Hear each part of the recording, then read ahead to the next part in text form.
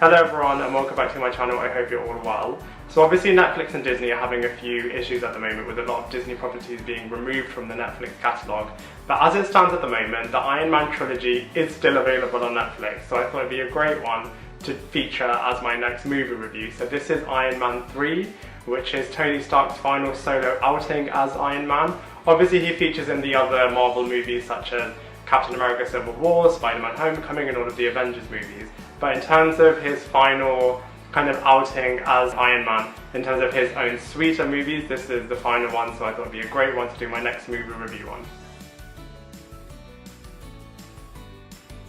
So the story of Iron Man 3, in my opinion, is really good. There's a lot more Tony Stark than Iron Man, so it's a lot more of a character-driven movie, but it is still a superhero movie. So, you know, for example, when there's lots of dialogue, it does kind of slap bang in with an action sequence, and you do see a lot more of Iron Man in the final segment of the movie, but majority of it is very much more Tony Stark than Iron Man, which is similar to Batman The Dark Knight, where it's a lot more about Bruce Wayne than Batman. And the way the movie starts is that it kind of goes back in time, where Tony Stark is having a one-night stand with a scientist, and that scientist is kind of on the verge of a breakthrough in terms of stem cell research and recreating parts of the body using fire. So that's kind of like a foreshadowing of what's to come in the movie. And then it's a lot more about the consequences of what's happened in the Avengers movie. So this is the first movie in the Marvel Cinematic Universe's Phase 2 sequence of movies.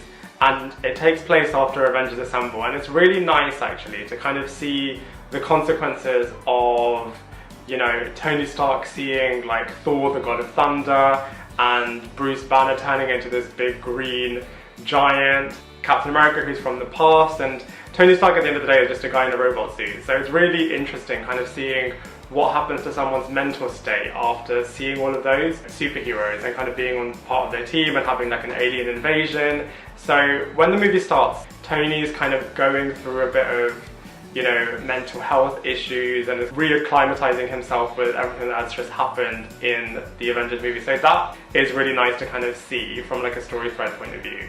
And then there's a lot of, you know, terrorist acts that's happening, and Tony Stark as a superhero is trying to save the day from all of that sort of stuff. And there are loads of twists and turns, and it's kind of, you know, the story-driven nature of the movie is always kind of keeping you on your toes and wanting you to find out what's happening next.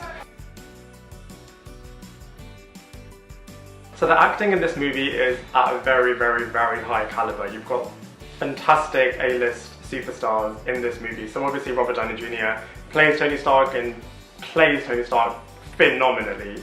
He kind of is Tony Stark. You kind of don't know where Robert Downey Jr. and Tony Stark end and finish. They're kind of one and the same, and you can tell Robert Downey Jr. is having a blast and kind of carries the movie really well. He is effectively in pretty much every single scene, and, you know, does an excellent job at it.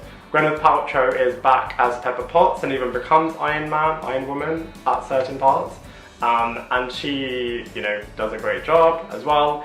Guy Pearce, I'm not going to reveal or spoil too much about who he plays, but he's kind of like a rival to Tony. Again, does a really good job. Ben Kingsley plays the Mandarin. If you remember the Mandarin from the comics, then there is a bit of a twist. I'm not going to reveal exactly what that twist is, but yeah, expect to be surprised. And then, I don't know if he's got an official name in Iron Man 3, but I'm just going to call him Fireman, which is another kind of villain in the movie. And in terms of it being Iron Man's final solo outing, I would have preferred a better villain. I mean, there is always a bit of a, you know, joke about superhero movies having a really bad villain, and the villain in this one is okay, but I would have preferred a bit more kind of, you know, just someone a bit better, I guess, in Iron Man's final solo outing. But, you know, Fireman is really good. It kind of feels to me like it's Captain America's super serum, but kind of like the evil version with firepower is effectively what that supervillain is kind of about. But overall, in terms of the characters and actors in this movie, it's all at a very high level.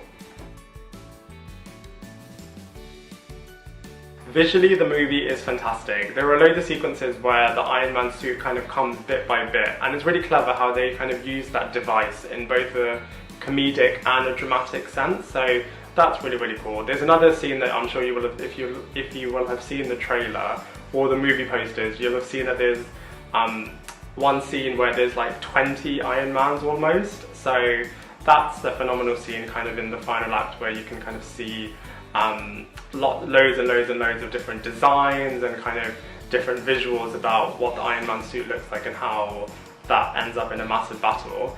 Also in this movie you get to kind of see a lot of America as well, because the movie is kind of set in New York, in Tennessee and in Florida, so that's quite a nice spectacle.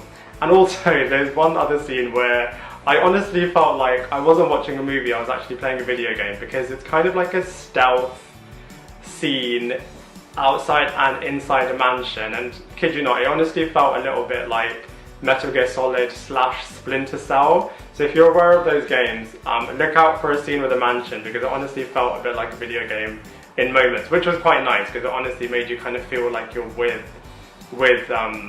Tony Stark and Iron Man as he's kind of doing those little scenes. So from a visual point of view, the movie is excellent. So in terms of comparisons, I would say Iron Man 3 is actually quite a bit like a detective show. You're kind of questioning who's the villain, why are they doing what they're doing, who's in on it, and there are a lot of twists and turns involved. So from a detective show kind of point of view, this movie is a little bit similar to that. In terms of other superhero movies, I mean, you have to remember, like I said before, Iron Man is effectively a guy in a robot suit. So, you know, compared to movies like Doctor Strange or Spider-Man, it's not a guy with magic or superpowers or anything like that. So in that respect, it is a lot more grounded. And I guess if you're happy with that, and if you're happy for a movie that's a lot more character driven and it's a lot more about the story and kind of putting characters that you know in certain situations, then it's fantastic from that point of view. In terms of comparisons to other Iron Man movies, I feel like Iron Man 3 is the best one. Compared to all the other ones, you know, it's not an origin movie by any stretch of the imagination, and if anything, actually, it's the opposite of that, because you know the characters really well by now, and they can throw them into kind of like it's very high stake situations that the characters are in this movie, and yeah, I think it's really nice because of that, because you kind of know all the characters and you can kind of sympathize with them, you kind of know how they think and what they're feeling and all of that kind of good stuff. So comparatively to all the other Iron Man movies, I feel like this is definitely the best one. So time for the verdict. Overall, I really enjoyed Iron Man 3. It's definitely the best Iron Man movie. It's maybe not the best superhero movie, but it does explore, you know, mental health and kind of, you know, puts characters that you know in crazy situations. And it is really entertaining as well. It comes in and at around 2 hours, so it's long but not too long, and it does sustain your attention throughout. So for me, this movie gets a solid 7 out of 10. And there you have it. Thank you very much everyone for watching my review of Iron Man 3. Please let me know what you think in the comment section below. And while you can catch this movie on Netflix, I definitely say it's worth a watch, and I look forward to seeing you in my next review.